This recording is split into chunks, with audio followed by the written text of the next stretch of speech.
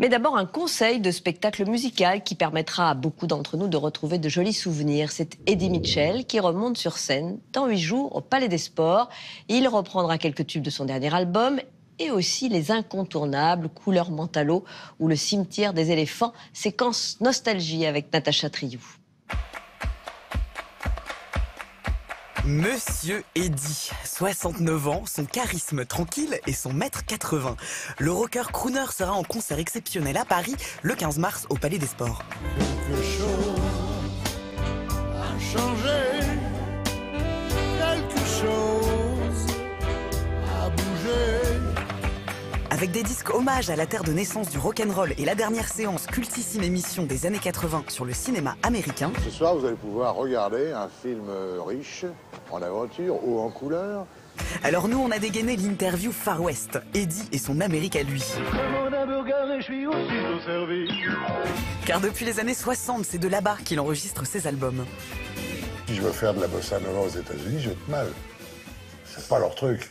Mais j'ai pas envie de faire de bossa nova, rassurez-vous. Il faut vivre vite. En plus, c'était au studio Capitole, qui sont des studios mythiques. On est obligé d'être au garde à vous quand on rentre dans ces studios, parce qu'il y a des photos gigantesques ça va de Johnny Otis en passant par Sinatra, Gene Vincent, Bill Martin, Nat King Cole. Donc on se dit, il faudrait essayer d'être à la hauteur, ça va pas être facile. Comme j'allais souvent à Nashville, le gouverneur du Tennessee fait, mais c'est formidable ce Français qui vient tout le temps, etc. Donc on m'a donné plein de titres honorifiques. Je suis ambassadeur du Tennessee en France, je sais pas ce que ça veut dire, mais enfin j'ai les papiers. Et puis on m'a nommé shérif. Sur la route de Memphis, sur la route de Memphis. Avec Jean-Marie Perrier, et il voulait faire des photos vraiment habillé cow-boy, machin, j'avais le flingue et tout.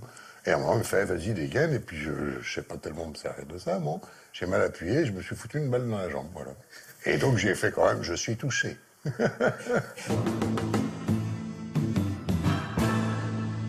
Ah bah, ça m'a fait un bien fou.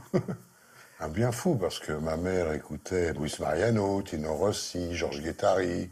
Bon, ça me faisait pas un effet extraordinaire. Et puis un jour, j'ai tourné le bouton du poste et je suis tombé sur la BBC. Et il passait Rock Around the Clock, Bill Haley. Là, ça a été la révélation.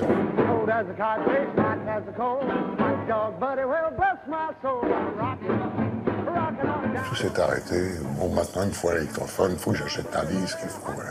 Oh, Daniela, la vie n'est qu'un jeu pour toi. Quelques années plus tard, en 61, il forme Les Chaussettes Noires, le premier groupe de rock français, et en 63, le Titi Parigo Claude Moine devient Eddie Mitchell. J'ai appris que je m'appelais Eddie Mitchell par la radio, je crois d'ailleurs. Et que le groupe s'appelait Les Chaussettes Noires, on l'a appris par la radio. Ah bon, ça s'appelle Les Chaussettes Noires avec Eddie Mitchell. Ah bon, bon voilà, c'est nous. Bon, très bien.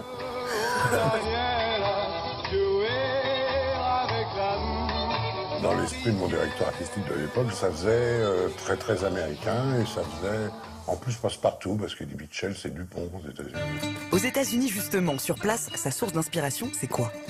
C'est les espaces. Parce que dans certains États que j'adore aux États-Unis, à savoir l'Arizona, le Nouveau-Mexique, Colorado, etc., on perd la notion du temps et on devient contemplatif, parce que c'est tellement beau. Dans tous les westerns qu'on a pu voir, il y a toujours un moment, un crépuscule, un cavalier au loin qui passe en ombre chinoise avec des couleurs insensées. Mais c'est vrai.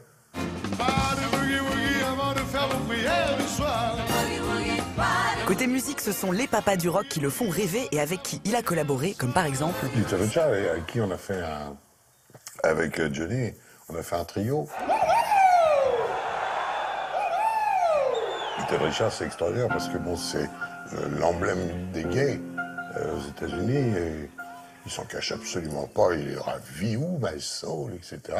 Et nous, c'était quand même un truc extraordinaire parce que sa voix est quand même unique au monde.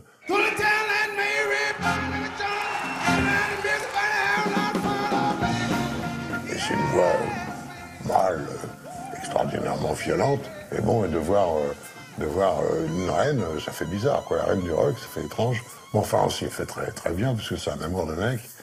Et bon, c'est bien marré. Depuis les années 80, ce sont surtout les crooners hollywoodiens qui l'inspirent. C'est Sinatra, c'est Dean Martin, c'est Nat King Cole, voilà, tous ces gens-là. Parce que j'adore et que c'est une discipline qui est difficile d'ailleurs. Parce qu'un crooner ne doit jamais donner énormément de voix. Et donc ça doit toujours être retenu. On a tendance à s'envoler, on a tendance à partir quand on chante. Et là, faut calme.